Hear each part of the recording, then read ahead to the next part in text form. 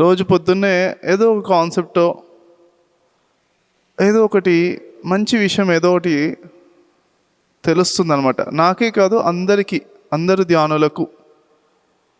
గౌతమ బుద్ధుడికి కూడా రోజు పొద్దున్నే ఆ రోజు చేయాల్సిన పని ఏదో, ఆ రోజు దేని గురించి టాపిక్ మెసేజ్ ఇవ్వాలో అర్థమైపోతుంది. లేకపోతే ఏమన్నా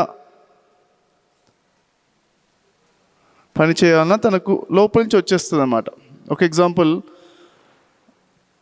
అంగుళీ మాలికుడిని వెళ్ళి అతన్ని కాపాడి అతని ధ్యానం నేర్పించాలి అని ఆయనకు ఆ రోజు మెసేజ్ వచ్చింది కాబట్టి ఆ రోజు వెళ్ళాడు. పొద్దున్నే వస్తుంది అనమాట లోపల నుంచి, ఇవాళ ఇది ఇంపార్టెంట్ అని వస్తుంది అనమాట. ఎన్నో పనులు ఉండొచ్చు కానీ ఇది ఇంపార్టెంట్ అని క్లారిటీగా తెలుస్తుంది. ఎంతమందికి తెలుస్తుంది అలా? ఏదో ఒకటి రోజు పొద్దున్న కొంచెం మెడిటేషన్ ఏదో చాలామంది తెలుస్తుంది. క్లాప్స్ మీ అందరికి కూడా.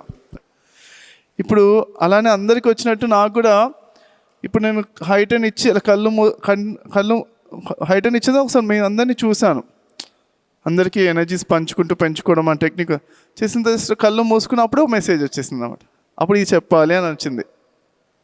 మనకు భూమి మీద ఎన్నో సంతోషాలు ఉన్నాయి.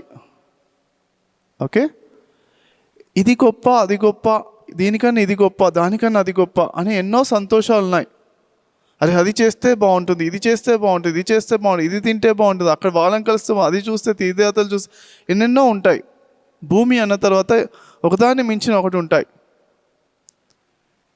కానీ అన్నిటికైనా గొప్పది అంటే మనం ముక్తి ఎప్పుడు పొందామంటే, అన్నిటికైనా గొప్ప ఆనందాన్ని ఇట్లా కళ్ళు మూసుకోగానే ఎంత హాయిగా ఉంది, అన్నిటిని మించిన ఆనందం వస్తుంది అని ఎప్పుడైతే మీరు పొందుతున్నారో అప్పటి నుంచి మీరు ముక్తి స్థితిలో ఉన్నారన్నమాట.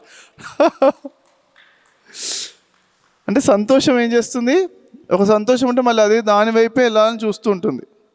ఒకసారి తిన్నామంటే మళ్ళీ అలాంటి ఫుడ్ అంతకన్నా టేస్టీగానే అదన్నా ఉంటే, అంత మంచిగా ఉంటేనే మంచిగా అనిపిస్తుంది. లేకపోతే అంత అబ్బా అనిపించేది, ఎనర్జీ తగ్గించే. సంతోషం ఎప్పుడైనా మళ్ళీ బాధనే ఇస్తుంది. ఎవరైనా కలిసిన తీర్థయాత్రలు మళ్ళీ అటు వెళ్తేనే హ్యాపీనెస్ అనిపిస్తుంది. కానీ ఈ ధ్యానం లోపల అంటే మనం ఎప్పుడంటే అప్పుడు కళ్ళు మూసుకోవచ్చు, ఆ ఆనందాన్ని పొందవచ్చు. మన దగ్గరే ఉంది. ఒకటే సెకండ్లో కళ్ళు మూసుకోవచ్చు, ఆనందం పొందవచ్చు.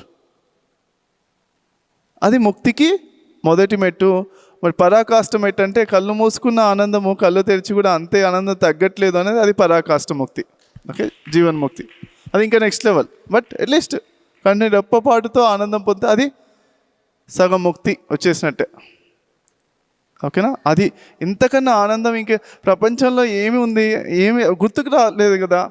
ఇదే కదా హైయెస్ట్ ఆనందం అనేంతవరకు మనం అక్కడి వరకు ధ్యానం చేయాలి మనము. అప్పటి వరకు ధ్యానం చేస్తూనే ఉండాలి. ఓకే, సో అందుకని మీ అందరు ఇక్కడికి వచ్చారు. మీ అందరికీ కూడా హార్ట్ఫుల్ అప్రిషియేషన్స్.